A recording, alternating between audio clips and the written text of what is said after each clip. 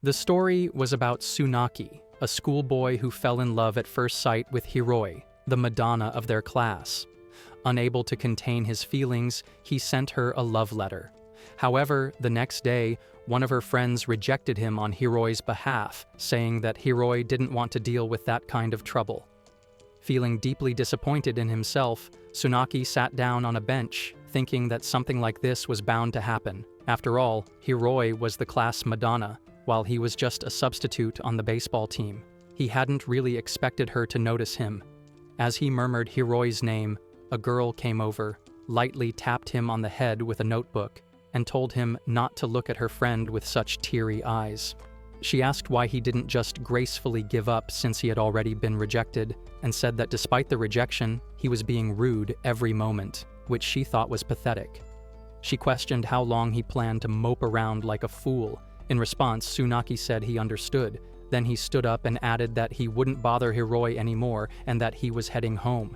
He went to the vending machine to get a drink, but Ichizono asked him to wait. They ended up having a drink together, during which Ichizono remarked that sending a love letter to a girl was a rather girly thing to do. She added that if Tsunaki truly wanted to win a girl's heart, he should have at least grabbed and hugged her from behind like a real man. Tsunaki, shocked, said that if he did something like that, he would probably get arrested.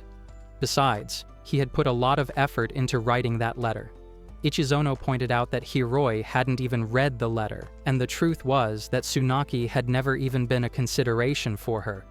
She said that if he thought of it that way, it might actually be easier for him to move on. He agreed, asking what was so bad about him. In response, Ichizono listed various excuses, pointing out his flaws and how he seemed to be falling apart in many ways. She then asked what exactly he was talking about, saying it was perfectly natural for him to be rejected and that he had nothing to worry about. Tsunaki began trembling, wondering why he had gone so far just to end up like this. Ichizono, surprised, admitted that although she had only been trying to cheer him up, his frustration seemed to have shifted toward her instead. She felt responsible for getting mixed up in the situation in the first place. Tsunaki stood up and said that it couldn't be helped if Hiroi had read his letter. But what bothered him was that she didn't have to ask her friend to reject him on her behalf. If she had intended to turn him down, he felt she should have done it properly herself. Ichizono thought about it for a moment and said that if Tsunaki was truly frustrated, then he should triumph over Hiroi instead. She suggested that maybe Hiroi should have accepted the letter back then. Perhaps it would have been better if Hiroi had rejected him face to face, so Tsunaki could have moved on with dignity. Tears welled up in Tsunaki's eyes as he tried to wipe them away. He wondered aloud if that was really what he was supposed to do. At that point, Ichizono tossed her empty drink can into the dustbin and asked why she should go so far for him. She said she knew he was part of the baseball club and questioned why he didn't try harder in that area. After all, the whole school came out to cheer for the baseball team, and even Hiroi liked athletic guys. Ichizono pointed out that it would have made more sense for Tsunaki to show off his cool side there.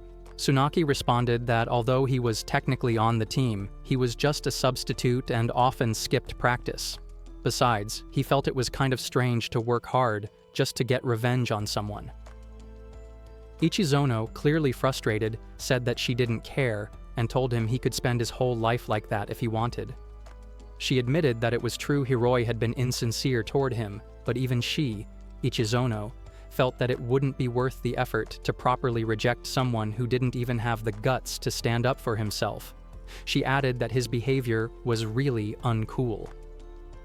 Tsunaki was practicing his swings on the baseball field when some of the other players began to wonder why he was suddenly working so hard. They weren't sure what had motivated him, especially since he had never been particularly good at it.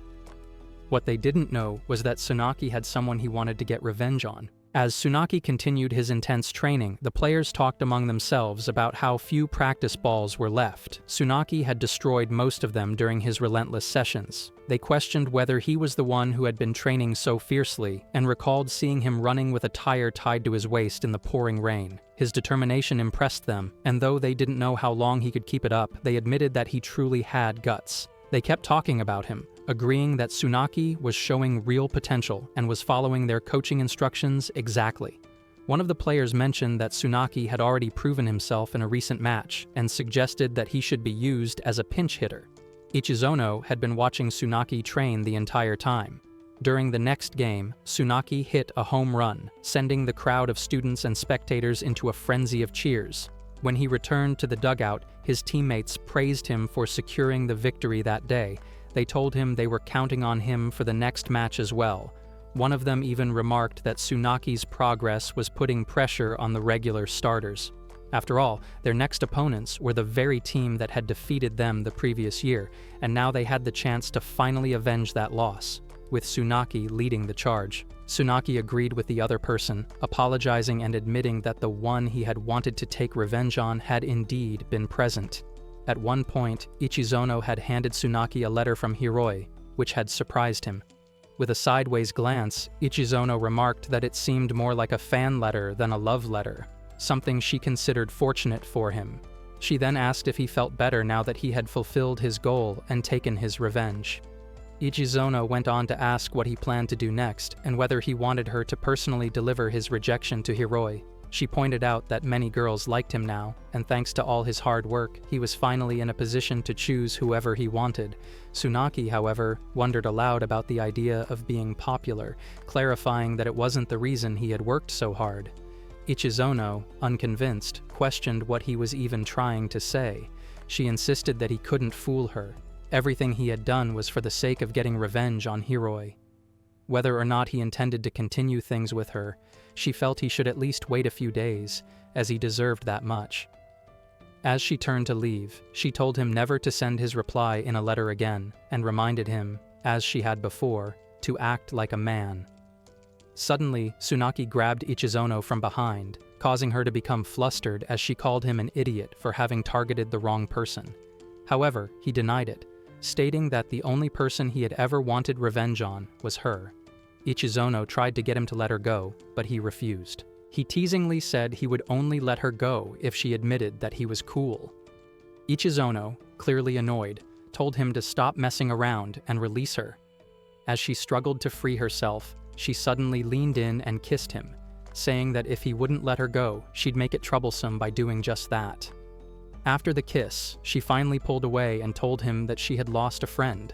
She then lightly jabbed at him, saying he shouldn't let a girl kiss him first. It was really uncool.